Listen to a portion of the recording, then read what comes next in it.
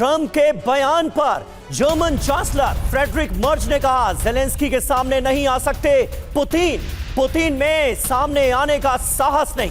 Trump ने कहा Putin Zelensky के बीच बैठक जल्द होगी। और मर्ज क्या कह रहे हैं कि जेलेंस्की के सामने पुतिन आ नहीं सकते, उनके अंदर साहस नहीं है।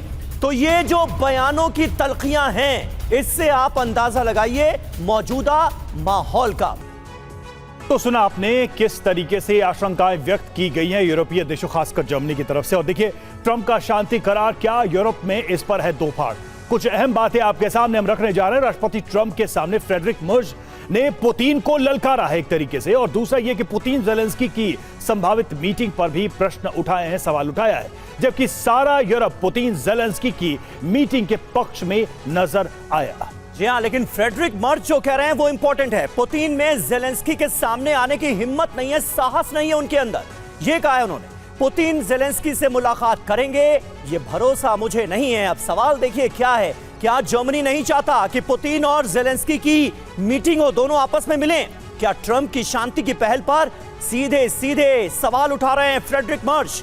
पुतिन जेलेंस्की की बैठक पर जर्मनी का यूरोप से अलग रुख, आखिर क्या कहानी कह रहा है, यही समझने की कोशिश सबसे पहले करते हैं। हमारे साथ तमाम खास मेहमानों का एक बड़ा पैनल मौजूद है। मेजर जनरल एसवीपी सिंह हमारे साथ मौजूद हैं, एयर कॉमोडोर अशमिंदर सिंह बहल हमारे साथ मौजूद हैं, विदेश मामलों के जानकार रविंदर सचदेव हमारे साथ मौजूद हैं, और हमारे सहयोगी मनीष झा जो पूरे घटनाक्रम पर लगातार नजर बनाए हुए हैं, हमारे साथ मौजूद हैं। मनीष, ये मर्ज क्या कहने की कोशिश कर रहे हैं, और अगर जो वो कह रहे हैं वो सही है तो फिर मर्ज का इलाज कैसे होगा?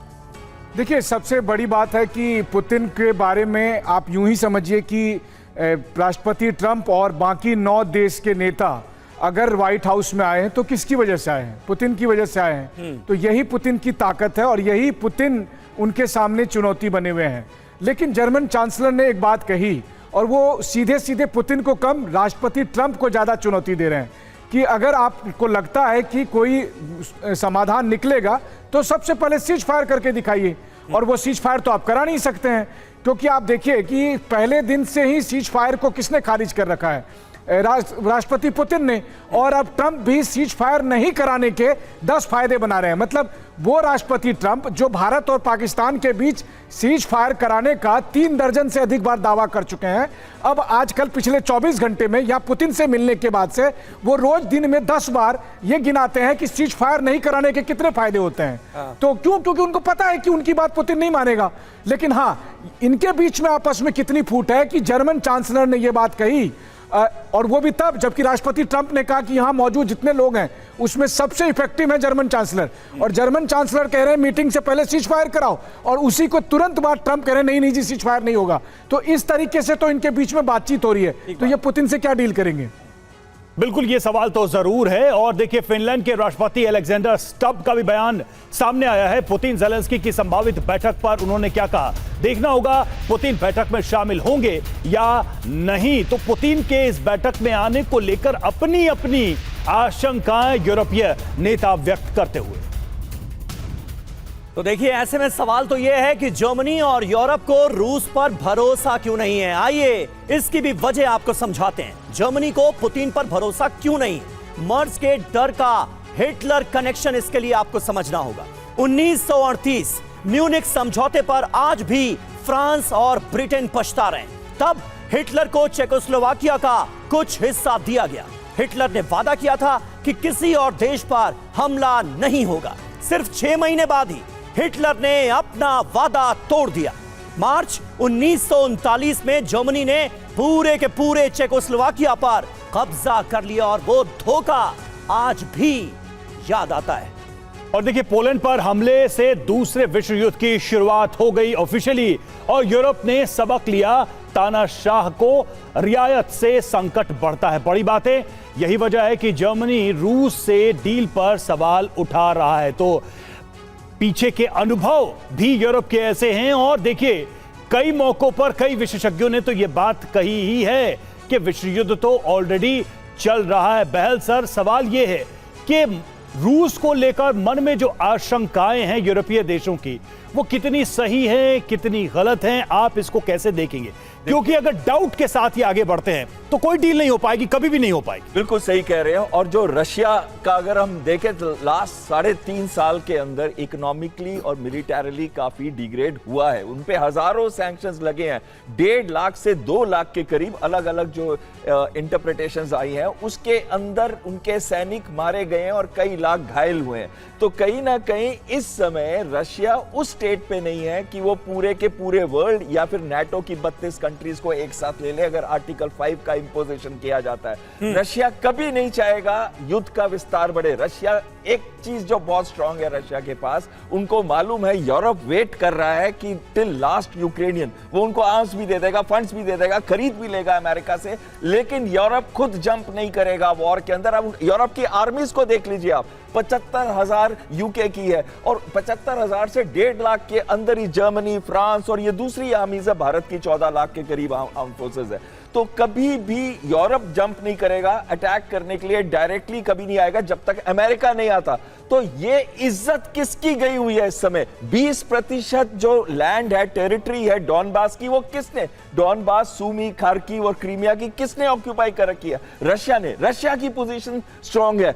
इज्जत बचानी है तो यूरोप को बचानी है, इज्जत बचानी है तो ज़ेलेंस्की को बचानी है, क्योंकि ज़ेलेंस्की को पता है कि अगर कोई भी टेरिटोरियल कंसेशन उसने किया तो नेक्स्ट इलेक्शन में वो वापस बिल्कुल ऐसे भी वो वापस नहीं आएगा, क्योंकि इस समय उसकी पॉपुलैरिटी लो है, आर्मी के साथ भी, अपनी पब्लिक के साथ भी, और करप्शन के कई केसेस उस पे ठुक जाएंगे। बिल्कुल सर, ग्राउंड पे तो सच्चाई यही है कि रूस यूक्रेन की जमीन पर कब्जा करके बैठा है और युद्ध के जरिए वो वहां तक पहुंचा है। अब इसमें जिसको जो कॉम्प्रोमाइज करना है करे। रूस की स्थिति फिलहाल जमीन पर यही है और काफी मजबूत है। और देखिए, यूक्रेन को सुरक्षा गारंटी देने का प्रस्ताव भी इस बातचीत में है। यूएस और यूरोप सुरक्षा गारंटी पर सहमत है। सुरक्षा गारंटी का खर्च यूरोपीय देश उठाएंगे। $90 अरब के यूएस वेपन खरीदेगा यूक्रेन। यूक्रेन में ड्रोन उत्पादन का भी समझौता हुआ है।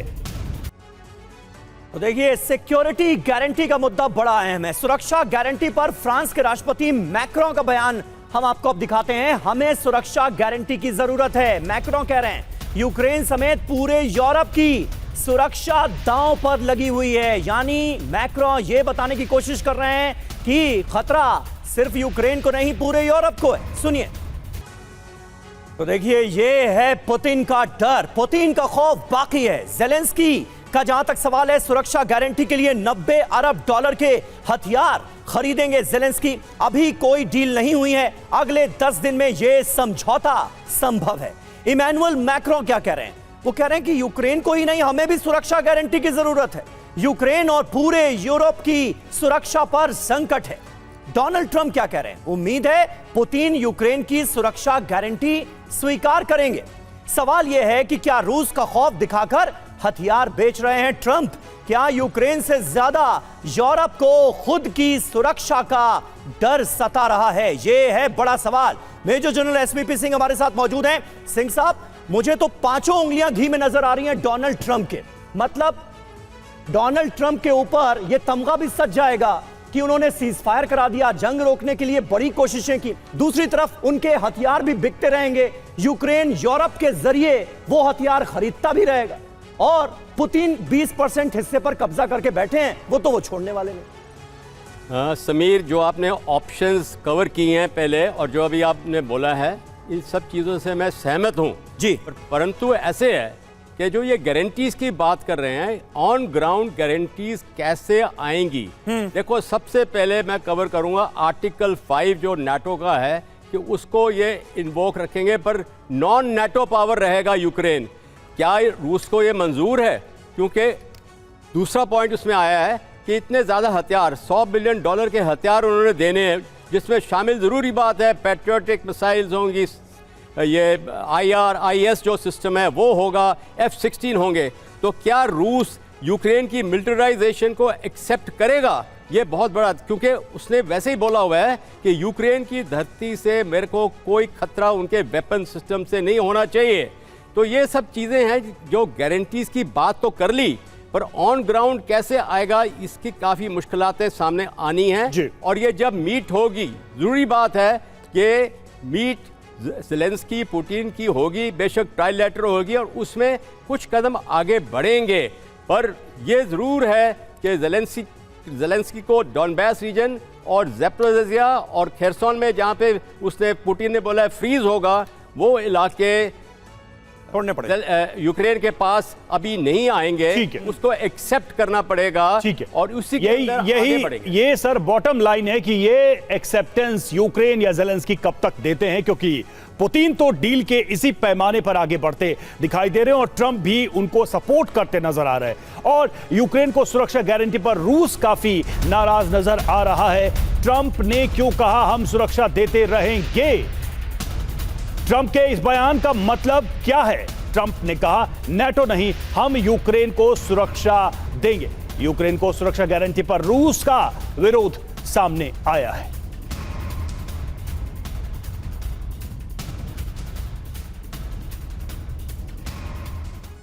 तो यूक्रेन की सुरक्षा पर यह नया संग्राम छिड़ता हुआ नजर आ रहा है। पुतिन का प्लान क्या है, आइए आपको समझाते हैं। सबसे पहले ये आपको बताते हैं कि डोनाल्ड ट्रंप ने क्या कहा है, उनकी मंशा क्या है, उनका रुख क्या नजर आ रहा है। और ये जो सुरक्षा गारंटी का सवाल है, ये धीरे धीरे बड़ा होता हुआ नजर आ रहा है, क्योंकि ऐसा लग रहा है कि पूरी तरह से सुरक्षा की गारंटी यूक्रेन को हासिल हो, पुतिन ये चाहते नहीं है। ट्रंप ने कहा नाटो नहीं, हम यूक्रेन की सुरक्षा करेंगे, दीर्घकालिक शांति के लिए सबके साथ मिलकर काम करेंगे। अब इसके मायने क्या हैं? यूक्रेन नाटो में शामिल नहीं होगा, लेकिन अमेरिका के सुरक्षा घेरे में रहेगा। अब रूस क्या चाहता है? सुरक्षा के बहाने किसी और देश की यूक्रेन में एंट्री ना हो। यूक्रेन में दूसरे देश की एंट्री से मॉस्को की सुरक्षा खतरे में पड़ेगी, और यही तो सबसे बड़ा मुद्दा रहा है रविंदर सर। और कुल मिलाकर अगर देखा जाए तो पूरी जंग की बुनियाद यही थी कि नाटो का मेंबर नहीं बनेगा यूक्रेन, नाटो देशों जैसी सुरक्षा उसे हासिल नहीं होगी। अब अगर उसे वो सुरक्षा गारंटी हासिल हो जाती है आर्टिकल 5 वाली ही, तो फिर बात तो घूम फिर कर वही हो गई। तो क्या इसके लिए पुतिन राजी हो जाएंगे, तैयार हो जाएंगे, जैसा ट्रंप दावा कर रहे हैं? You are right. I mean chicken and egg दिख रहे हैं मुझे हर जगह। पहले चिकन आएगा, पहले एग आएगा, I will come back. But एक बात है, कुछ ना कुछ तो सिक्योरिटी गारंटी यूक्रेन को मिलेंगी, राइट? पुतिन चाहे जितना भी कहे, क्योंकि वो एक फैक्टर है यूक्रेन के लिए। बट कमिंग बैक, देखिए बात ये थी कि सीज फायर हो पहले, या पहले पीस फॉर्मूला बनाया जाए और फिर सीज फायर हो, राइट? ये चल रहा था पहले, ये या ये। ट्रंप ने अलास्का में अपने विजडम में कर दिया कि ओके सीज फायर नहीं, पहले हम डील बनाएंगे फिर सीज फायर होगी। तो अभी सब उसी तरफ जा रहा है। पॉइंट इसकी, अभी आप जैसे ये हो रहा है कि अगली मीटिंग होगी ज़ेलेंस्की एंड पुतिन की, जरूरी नहीं जल्दी हो सकता है रशिया डिले करे, क्योंकि पुतिन इस समय एक्सपेंशन पे चल रही है उसकी मिलिट्री जैसे भी, राइट? वो बोले जी पहले हमारी डेलीगेशन लेवल्स की मीटिंग्स हो, ये हो वो हो एटसेट्रा। तो पुतिन ज़ेलेंस्की की मीटिंग मुझे शायद इतनी जल्दी अभी होती दिख नहीं रही, हालांकि कहा जा रहा है कि अगले 10-15 दिन में शायद हो जाएगी। जो ट्रायलैटरल मीटिंग कही जा रही है वो तो शायद अल्टीमेटली व्हाइट हाउस में होगी। ट्रंप साहब बैठेंगे, दोनों तरफ ये होंगे, साइन करेंगे कि भाई क्लैप क्लैप डील हो गई, पर वो भी दूर है। पॉइंट इसकी जो टेरिटरी की बात है, अभी तो वही बहुत पेचीदा है, राइट? देखिए आपके दर्शकों को सिंपल बात है, ये 4 क्रीमिया को आप अलग छोड़ दीजिए, 2014 में रशिया ने ले लिया था। 4 प्रोविंस हैं, Luhansk, Donetsk, Kherson, Zaporizhzhia. Luhansk Russia almost 95% control करता है। पुतिन ये कह रहा है बाकी 5% भी मुझे दे दो, वो जो एक्सचेंज की बात हो रही है। यूक्रेन गिव अप कर दे तो 100% वहां पे हो गया। दोनेत्स्क में रशिया करीब 70-75% कंट्रोल करता है। वो कह रहा है कि इसमें भी बाकी 25% मुझे पूरा दे दो, ताकि ये दोनों प्रोविंसेस मेरी 100% हो जाए। और अब जो ज़ैपोरिज़िया और खेरसोन में 70% वो कंट्रोल करता है, वो कहता है वहां पर उसको वहीं फ्रीज कर दो। वो इसलिए क्योंकि रशिया को लैंड कॉरिडोर मिलता है गोइंग टू क्रीमिया, तो वो तो कभी वो छोड़ेगा नहीं और नहीं छोड़ना चाहेगा। ठीक है, ये बात तो बहुत साफ है कि पुतिन क्या चाहते हैं। ज़ेलेंस्की से कितना सहमत होंगे, यहीं पर सारा मुद्दा फंसा हुआ है। ज़ेलेंस्की अभी भी उसी बात पे अड़े हुए हैं कि हम अपनी जमीनें नहीं देंगे। और देखिए व्हाइट हाउस में वार्ता के बीच रूस का एक्शन, रूस के 2 बॉम्बर्स ने उड़ान भरी है और यूक्रेन की वायुसेना का बहुत बड़ा दावा सामने आया है। और दावा यह है कि 2 Tu-95MS बॉम्बर मिशन पर निकले हैं। यूक्रेन ने यह दावा किया है ड्रोन और बैलिस्टिक मिसाइल भी खतरा है।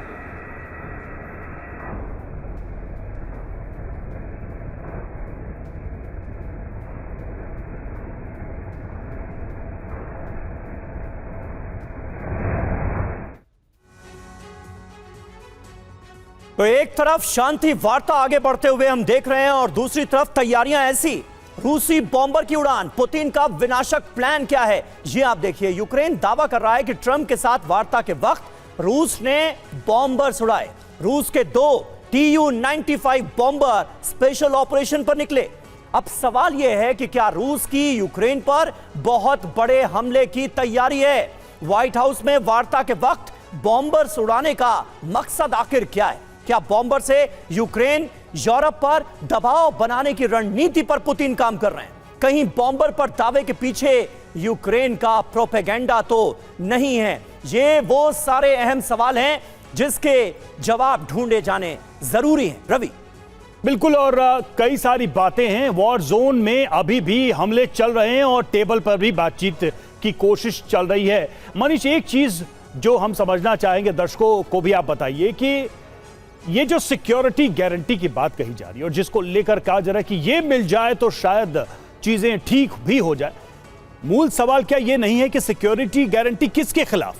अगर यूक्रेन को वेपनाइज किया जाएगा, उसको हथियार भी दिए जाएंगे, उसको हर तरह की मदद दी जाएगी, तो ये किसके खिलाफ है? कुल मिलाकर बात तो यही है कि यूक्रेन को अभी भी तैयार किया जाएगा रूस के ही खिलाफ। जो सुरक्षा गारंटी है वो भी रूस के ही खिलाफ है। तो ये क्या शांति का आधार होगा या आने वाले समय में जंग के लिए और बड़ी तैयारी होगी? बिल्कुल सही कहा आपने। देखिए, सीधी सी बात है, सिक्योरिटी गारंटी तो चाहिए, बिल्कुल चाहिए, उसके बगैर ये युद्ध नहीं रुकेगा। लेकिन किसको चाहिए? रूस को चाहिए, क्योंकि इसी बात को लेकर यह युद्ध शुरू किया हुआ था। याद करिए, फरवरी 2022 हो या उससे पहले भी रूस एक ही बात कहता था कि रूस के अस्तित्व पर खतरा है और इसीलिए उसने यूक्रेन पर अटैक किया, क्योंकि नाटो उसके घर के दरवाजे तक पहुंच चुका था। 1990 में एक गारंटी दी गई थी अमेरिका के द्वारा कि अब नाटो का पूर्व की तरफ यानी रूस की तरफ विस्तार नहीं होगा। लेकिन बीते 3 दशकों में लगभग 2 दर्जन के करीब नए सदस्य जोड़े गए और उसके बाद रूस को लगा कि अब तो हद हो गई है, इसलिए 3.5 साल से यह युद्ध चल रहा है। तो सिक्योरिटी गारंटी चाहिए। पश्चिमी देशों को यह भरोसा दिलाना पड़ेगा रूस को कि अब रूस के लिए कोई खतरा नहीं है। लेकिन क्या यूरोप के द्वारा यूक्रेन को वेपन से भर देना, क्या यह गारंटी है?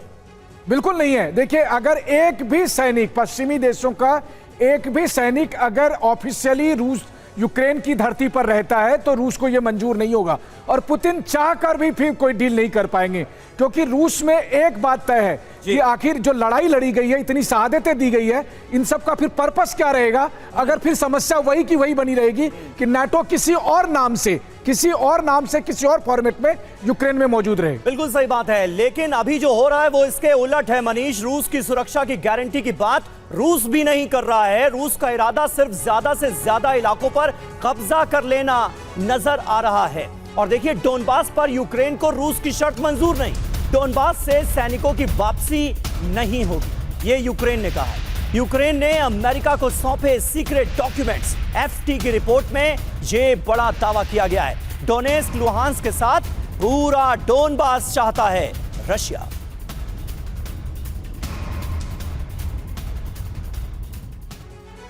और देखिए, ट्रंप के साथ मीटिंग में लगा था यूक्रेन का नक्शा और मैप में रूसी कब्जे वाले इलाके दिखाए गए थे। नक्शे को लेकर ज़ेलेंस्की का बड़ा बयान सामने आया। रूसी कब्जे वाले इलाकों को छुड़ाएंगे, ये ज़ेलेंस्की ने कहा। ओवल ऑफिस में यूक्रेन का मैप, यूक्रेन का नक्शा क्यों लाया गया? मैप पर रूसी कब्जे वाले इलाकों को दरअसल दिखाया गया है, बताया गया है। यूक्रेन के पूर्वी इलाके पर रूसी कब्जे को दिखाया गया है। इसमें ज़ेलेंस्की चाहते हैं कि रूस इन इलाकों से अपना कब्जा हटा ले। रूस इन इलाकों से कब्जा छोड़ने को किसी भी हाल में तैयार नहीं। ट्रंप ज़ेलेंस्की पर समझौते के लिए दबाव डालेंगे, ये साफ तौर पर फिलहाल नजर आ रहा है। और ऐसे में बहल साहब, इस मैप को सामने रखकर ज़ेलेंस्की ने जो बताने की कोशिश की है वो तो यही है कि देखिए, रूस कितने इलाकों पर हमारे कब्जा करके बैठा है और हम नहीं चाहते कि रूस की मौजूदगी यहां पर हो। यानी वो इलाके देने के लिए किसी भी हाल में ज़ेलेंस्की तैयार नहीं है। क्या आपको यह माहौल नजर आ रहा है कि इसी महीने में ज़ेलेंस्की और पुतिन आमने सामने बैठेंगे और हल निकल आएगा? देखिए, मैप की जो बात कर रहे हैं, उन्होंने एक चीज बड़ी इंपॉर्टेंट कही। उन्होंने ये कहा कि how will I take this map back. इसका ये मतलब नहीं है कि ट्रांसपोर्ट जहाज के अंदर जगह नहीं होगी। इसका ये मतलब है कि मैं लेके जाऊंगा और ये कहूंगा कि ये वाले एरियाज पे फ्रीज या हम डॉनबास उनको दे दें, तो कहीं ना कहीं उनको अपनी ही कंट्री के अंदर मास प्रोटेस्ट या मास जो उनकी पॉपुलैरिटी नीचे आ चुकी है 20% से नीचे, तो उससे भी नीचे चली फिर जाएगी। तो जनता पूछेगी ना यूक्रेन की कि 20% हिस्सा दे आए। और साथ में एक और बड़ी इंपॉर्टेंट चीज आती है, डॉनबास ही तो एरिया जहां पे उनका कोल, गैस, जो उनके स्टील, आयरन और स्टील का जो मारियोपोल के केव्स अगर आपको याद हो, जहां पे लड़ाई काफी भीषण हुई थी, तो वो iron and steel manufacturing, chemical manufacturing सब तो इसी एरिया के अंदर है। और रेयर अर्थ मटेरियल का जो 100 एकड़ की जमीन रशिया ने ले ली है, वो भी तो यहीं पे है। तो कहीं ना कहीं ये बहुत इंपॉर्टेंट इंडस्ट्रियल कम रिसोर्स एरिया है यूक्रेन के लिए, वो छोड़ना नहीं चाहेगा और रशिया इसको छोड़ेगा नहीं। तो डॉनबास का एरिया में सिर्फ एक जगह रह गई है, स्लोवियांस्क, जो कि उसके पूर्वी एरिया 50 किलोमीटर का एरिया, ये वो एरिया है जहां रशिया को बहुत ज्यादा मुश्किलें मिल रही हैं आगे बढ़ने की। कुल मिलाकर ये असली डेडलॉक ये वही है, जमीन को लेकर ये असली डेडलॉक है, जहां पर कोई टस मस होने को तैयार नहीं है। ट्रंप का ये मीडिएशन वाकई में कोई रास्ता निकाल पाएगा क्या, ये भी एक सवाल है। और देखिए, ट्रंप ज़ेलेंस्की मीटिंग के बाद कल यूरोपियन काउंसिल की बड़ी बैठक, वर्चुअल मीटिंग में जुड़ेंगे सभी यूरोपियन काउंसिल के नेता। ट्रंप ज़ेलेंस्की की बैठक पर होगी चर्चा।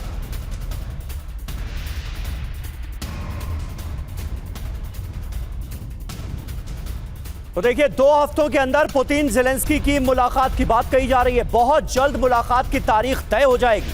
अमेरिका के किसी शहर में मुलाकात मुमकिन है। यूरोपीय नेता दरअसल यूरोप में ये मुलाकात करवाना चाहते हैं। तो अलास्का से लेकर वॉशिंगटन, हर जगह पुतिन का प्रभाव दिखाई दे रहा है। इस बड़ी खबर पर हमारी नजर बनी हुई है और आइए इस वक्त सुनते हैं कि किरण रिजिजू क्या कह रहे हैं। देखिए, चुनाव में जो उम्मीदवार एनडीए ने तय किया है, उनको पूरे पार्टी मिलकर के, सब पार्टी का दल, सब एमपीज एक साथ आकर के सर्वसम्मति से समर्थन करें, ये आदरणीय प्रधानमंत्री जी ने अपील किया है। आदरणीय सीपी राधाकृष्णन जी बहुत ही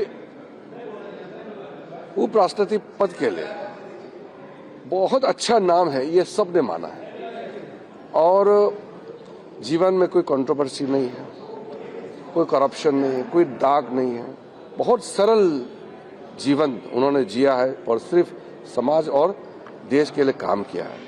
ऐसा व्यक्ति देश का उपराष्ट्रपति बनेंगे तो देश के लिए बहुत खुशी की बात होगी। इसलिए आदरणीय प्रधानमंत्री जी की ओर से पूरे विपक्ष के साथियों को भी विशेष करके अपील किया है कि श्री सीपी राधाकृष्णन जी का सर्वसम्मति से समर्थन करें। आदरणीय राजनाथ सिंह जी सबसे बात भी कर रहे हैं और हम चाहते हैं कि एक साथ मिलकर के उपराष्ट्रपति जी का चुनाव में सर्वसम्मति से राधाकृष्णन जी का सपोर्ट करें, तो हमारा लोकतंत्र के लिए भी, हमारा देश के लिए भी और राज्यसभा को संचालन करने में भी बहुत उपयोगी होगी। तो एनडीए पार्टी के पार्लियामेंट्री पार्टी के बैठक में सब पार्टी ने आदरणीय प्रधानमंत्री जी को भी धन्यवाद दिया कि बहुत ही अच्छा इंसान को और बहुत ही लायक नेता को उपराष्ट्रपति जी का चुनाव के लिए उम्मीदवार के रूप में उतारा गया है। धन्यवाद। सर, प्रधानमंत्री ने इंडस वाटर ट्रीटी पे भी वो बात में बोले, वो तो अलग से कब बोलोगे सर, अलग से?